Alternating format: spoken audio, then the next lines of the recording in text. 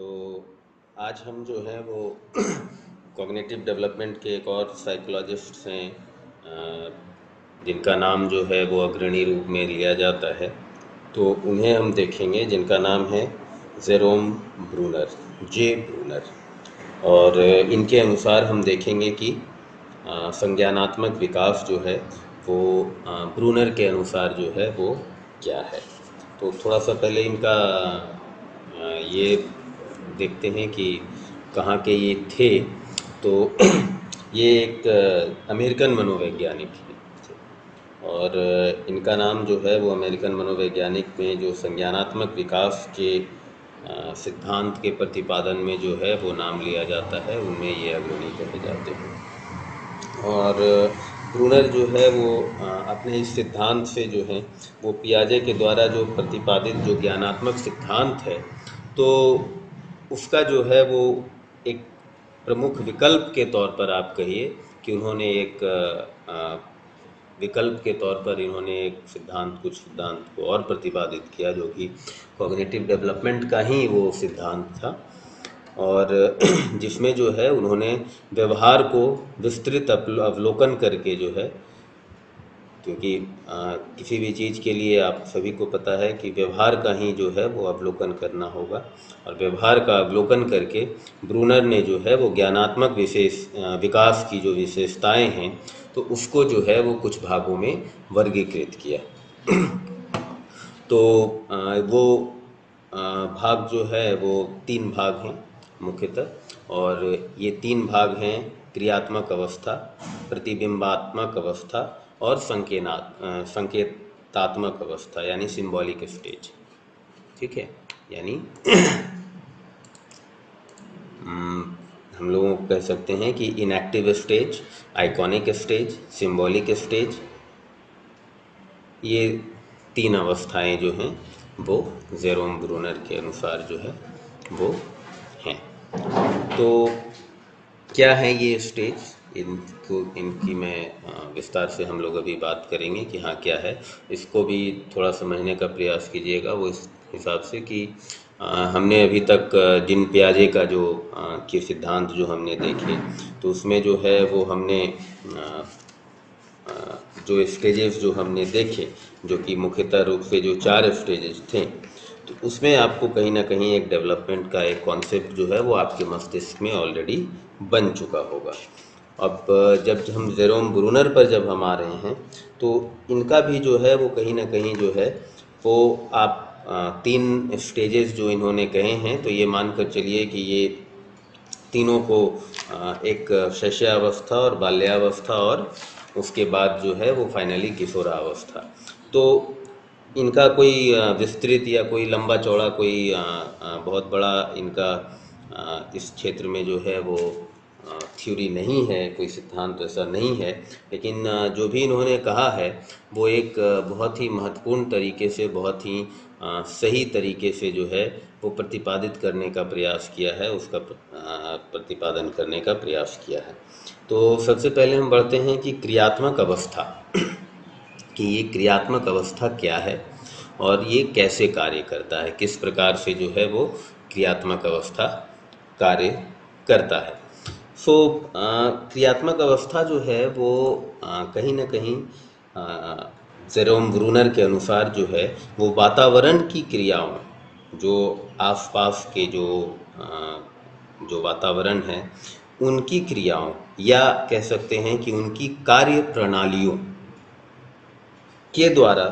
समझने का प्रयास करता है। यानी बालक जो है वो इस अवस्था में, क्रियात्मक अवस्था में, इन्होंने 3 अवस्था माना है बालक के, इन्होंने 3 अवस्था माने हैं। पहला अवस्था को इन्होंने नाम दिया है क्रियात्मक अवस्था, दूसरा को नाम दिया है प्रतिबिंबात्मक अवस्था, और तीसरा का नाम इन्होंने दिया है संकेतात्मक अवस्था, यानी इनएक्टिव स्टेज, आइकॉनिक स्टेज और सिंबॉलिक स्टेज। तो ये जो अलग अलग 3 अवस्थाएं ब्रूनर के द्वारा जो दी गई हैं, इनमें से जो पहला जो इनएक्टिव स्टेज है यानी क्रियात्मक अवस्था है, क्रियात्मक अवस्था के अनुसार जेरोम ब्रूनर ये कहते हैं कि इसमें बालक जो है वो अपने वातावरण की क्रियाओं के साथ, या अपने वातावरण में होने वाली जो कार्य प्रणालियां हैं या क्रिया प्रणालियां हैं, उसको वो समझने का प्रयास करता है इस अवस्था में, यानी सीखने का प्रयास करता है। यानी मुख्यतः इशारा इनका है, जो कि पहले जो अवस्था है उसमें इशारा ये है कि बालक जो है वो आसपास के वातावरण से सीखता है। अब उदाहरण अगर हम लेते हैं कि हाथ पैर चलाना, एकदम बेसिक स्टार्टिंग जो है, उसके बाद चलना, साइकिल चलाना, इस तरह की जो क्रियाएं हैं वो वातावरण के साथ प्रक्रिया करने में सहायक होती है। यानी वो धीरे धीरे धीरे धीरे वो वातावरण से वो सीखता जाता है, लर्न करता जाता है। और इस स्टेज में जो है वो मेंटल इमेज, या आप कह सकते हैं कि जो भाषा है उसका ये महत्व जो है वो नहीं देते हैं। यानी मानसिक प्रतिबिंबों का महत्व जो है वो ये इनका कहना है कि उसका कोई महत्व ही नहीं होता है। जो भी मेंटल इमेजेस हैं या जो भाषा है उसका महत्व जो है वो नहीं होता है। यानी जो मनोचालक ज्ञान होता है, मनोचालक ज्ञान को कहेंगे हम साइकोमोटर, ठीक है। तो मनोचालक जो ज्ञान होता है, जो नॉलेज होता है, वही जो है वो इस अवस्था में इम्पोर्टेंट होता है। यानी जो भी क्रियाएं, जो भी प्रतिक्रियाएं या जो भी कार्य प्रणालियां एक बालक अपने वातावरण के साथ जो करता है, चाहे वो किसी भी तरह का क्रिया हो, वहाँ पर जो है वो बालक मनोचालक ज्ञान की तरफ जो है वो इंगित करता है। यानी वही उसके लिए महत्वपूर्ण होता है। यानी इसमें क्या करेगा कि किसी वस्तु को समझने के लिए बालक क्या करेगा, उसे पकड़ेगा। मान लीजिए किसी वस्तु को उसे समझना है तो वो क्या करेगा, उसे ग्रैब करेगा, उसे पकड़ेगा। पकड़ने के पश्चात उसे मोड़ेगा, तोड़ेगा, काटेगा, रगड़ेगा, ये सभी करने के बाद पटकेगा। फिर वो समझेगा कि अच्छा इसका स्वरूप कैसा था, पटकने से क्या ये टूट गया, आवाज़ किया, क्या ये फ्लेक्सिबल है, मेरे हाथों से मुड़ पा रहा है, या हार्ड है, मेरे हाथों से मुड़ ही नहीं पा रहा है। काटने का कोशिश करेगा अपने दांतों से। धीरे धीरे जब वो बड़ा होगा तो उसे तोड़ने का प्रयास करेगा। तो इस तरह से जो है वो इनएक्टिव स्टेज में जो बालक है वो अपने ही इन्वायरमेंट से धीरे धीरे कुछ ना कुछ वो सीखता चला जाता है, कुछ ना कुछ वो समझता चला जाता है, ठीक है। इसके पश्चात जो है वो आइकॉनिक स्टेज आता है, यानी प्रतिबिंबात्मक अवस्था। इसे दूसरे शब्दों में आप छायात्मक अवस्था भी कह सकते हैं, जो बिंब प्रतिबिंब बनाता हो। यानी मानसिक प्रतिबिंब, यहाँ कौन सा प्रतिबिंब बनाएगा, तो मानसिक प्रतिबिंब की बात हो रही है यहाँ पर, क्योंकि हम लोग मेंटल डेवलपमेंट की बात कर रहे हैं। तो जो मानसिक प्रतिबिंब है, अब ये अवस्था जो है वो क्या करता है कि व्यक्ति को या बच्चों को ये प्रतिबिंब सूचनाएं पहुंचाने का कार्य करती है। यानी जो भी मैसेजेस हैं, जो भी इंफॉर्मेशन हैं, वो इन बच्चों तक जो है वो मेंटल इमेज के थ्रू, मानसिक प्रतिबिंब के थ्रू जो है वो पहुंचता है। यानी बालक जो है वो चमक कहें, शोर कहें, गति कहें, इस तरह के जो विविधता से अलग अलग चीज़ें हैं उससे बालक काफ़ी प्रभावित होता है। और जब उससे ये प्रभावित होता है तो बालक में दृश्य स्मृति जो है वो विकसित हो जाती है। यानी विजुअल मेमोरी, देखकर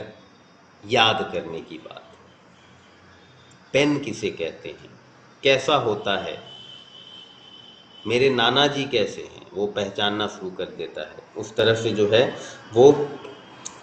तो स्टार्टिंग में मान लीजिए कि वो मानसिक इमेजेस के तौर पर ही करने लगता है, जो कि मानसिक प्रतिबिंब का जो महत्व जब नहीं होता है तो उस वक्त तो स्टार्ट कर ही देता है। लेकिन जब ये क्योंकि मानसिक प्रतिबिंब का महत्व जो है वो इनएक्टिव स्टेज में नहीं होता है, लेकिन वही जब आइकॉनिक स्टेज में जब आता है बालक, अकॉर्डिंग टू जेरोम ब्रूनर, तो मानसिक प्रतिबिंब का जो है वो प्रभाव होना शुरू हो जाता है, उसका महत्व जो है वो रहता है। और महत्व इस स्थिति में रहता है, इस दिशा में रहता है कि बालक जो है वो मानसिक प्रतिबिंबों के द्वारा जो है वो सूचनाएं जो है वो व्यक्ति तक पहुंचाना प्रारंभ कर देता है। अब इससे जो है वो क्या होती है कि विजुअल मेमोरी जो है वो स्टार्ट हो जाती है, शुरू हो जाती है। और फिर जो है ये जो ब्रूनर की जो प्रतिबिंबात्मक अवस्था है वो अगले स्टेज की तरफ बढ़ जाती है, जिसे आप संकेतात्मक अवस्था कह सकते हैं, सिंबॉलिक स्टेज कह सकते हैं। अब ये जो आप देख रहे हैं कि प्रतिबिंबात्मक अवस्था है, तो आपको ध्यान होगा कि जब मैं पियाजे वाला हम लोग जब डिस्कस कर रहे थे कि किस प्रकार से जो है विजुअल जो चीज़ें बच्चा देखता है वो स्थिर रहता है, तो वहाँ पर हमने देखा था कि जो पूर्व संक्रियात्मक अवस्था जो थी, पूर्व संक्रियात्मक अवस्था यानी प्री ऑपरेशनल स्टेज, यानी जो सेकेंड स्टेज है पियाजे का, जीन पियाजे का जो सेकेंड स्टेज है, यानी 2 वर्ष से लेकर 7 वर्ष की जो अवस्था जो जीन पियाजे की थी,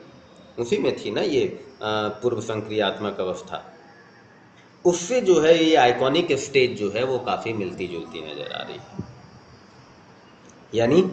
अकॉर्डिंग टू जेरोम ब्रूनर जो है वो इस एज ग्रुप की बात कर रहे हैं, यानी 2 से 7 की बात कर रहे हैं, तकरीबन वो एज ग्रुप की हम बात कर रहे हैं।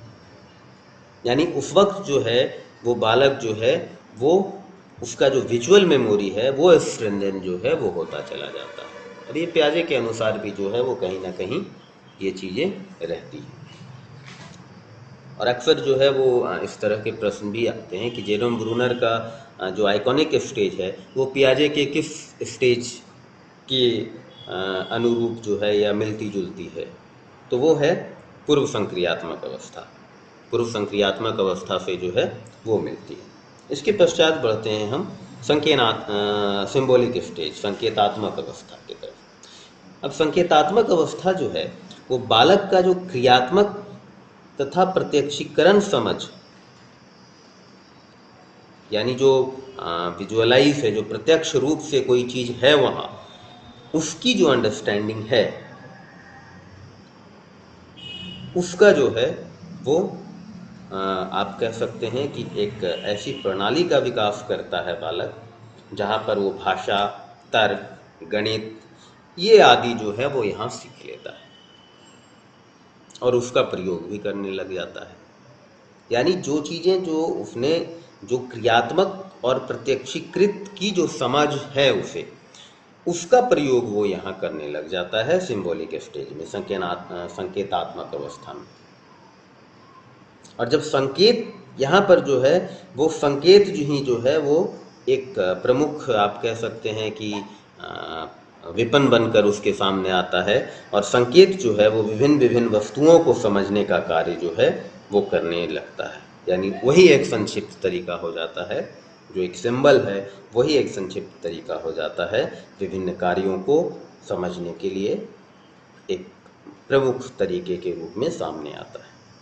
संकेतों के प्रयोग से जो है वो बालक संज्ञानात्मक कार्य क्षमता जो है वो उसकी धीरे धीरे बढ़ने लगती है। संज्ञानात्मक कार्य क्षमता जो कॉग्निटिव वर्क का जो फोर्स है वो धीरे धीरे बढ़ना शुरू हो जाता है। यानी जब वो जटिल अनुभव पर जो है वो जो एक पूरा कॉम्प्लेक्स जो एक्सपीरियंस होता है उस पर भी वो विचार करने लगते हैं, और उसके बाद वो उसका संक्षिप्त कथनों और सूत्रों के रूप में जो है वो अलग अलग तरीके से प्रस्तुत करना प्रारंभ कर देते हैं बच्चे। अब व्यक्ति के लिए सूचनाओं तथा ज्ञान को स्मरण रखना और अन्य तक पहुंचाना जो है वो इस अवस्था में सरल हो जाता है। यानी जो सूचनाएं हैं, जो इन्फॉर्मेशन है, जो नॉलेज है, उस नॉलेज को ये क्या करते हैं कि उसको जो स्मरण मेमोरी की बात है, तो मेमोरी जो है वो एग्जिस्टिंग रहता है उस समय,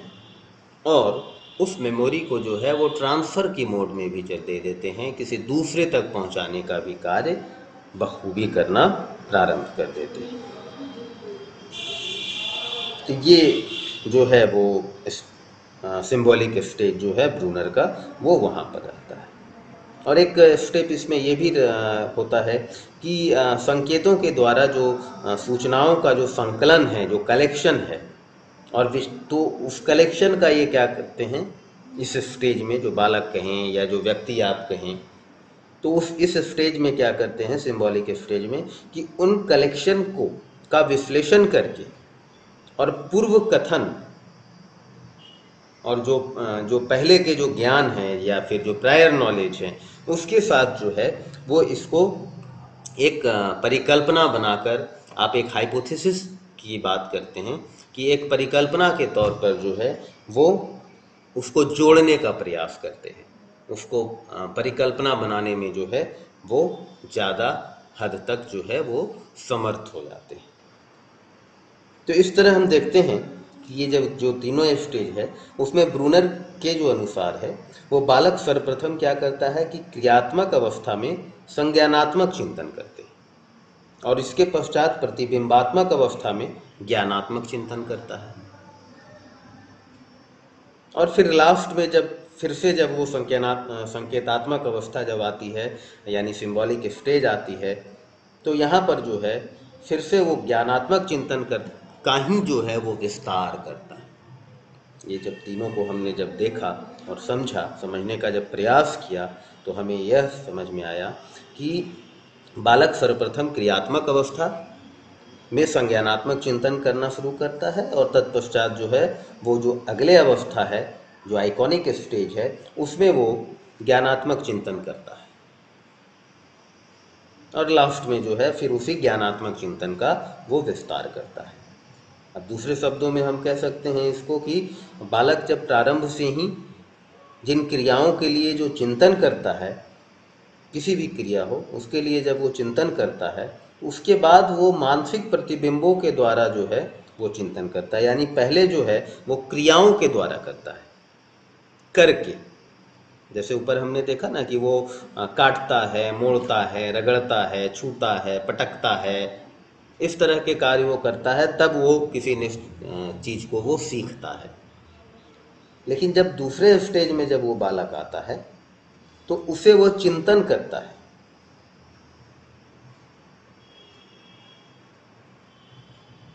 क्योंकि वो वहाँ पर जो मेंटल इमेज है, जो मानसिक प्रतिबिंब है, उसकी एग्जिस्टेंस हो जाती है, वहाँ पर वो एग्जिस्टेंस करने लगता है, उसकी जो है वो स्थायित्वता जो है वो बरकरार हो जाती है।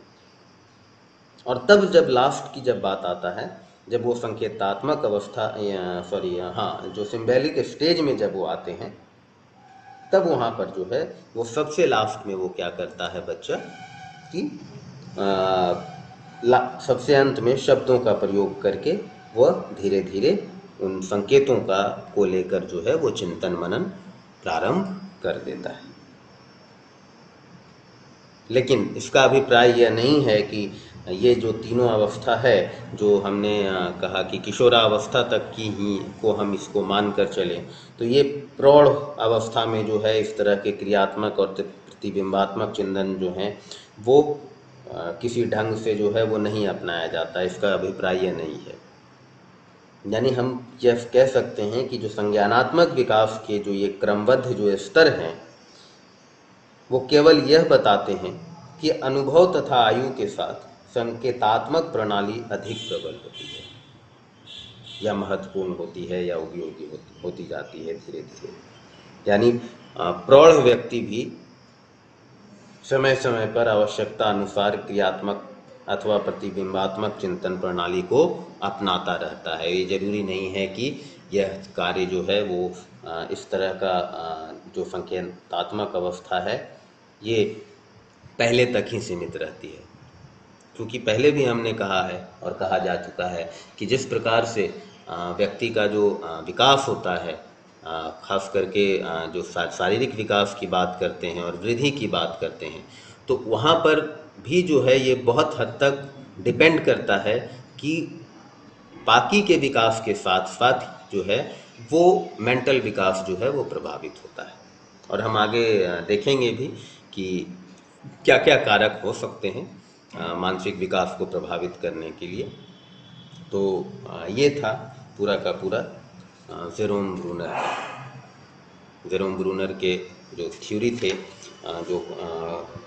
कॉग्निटिव डेवलपमेंट के, वो ये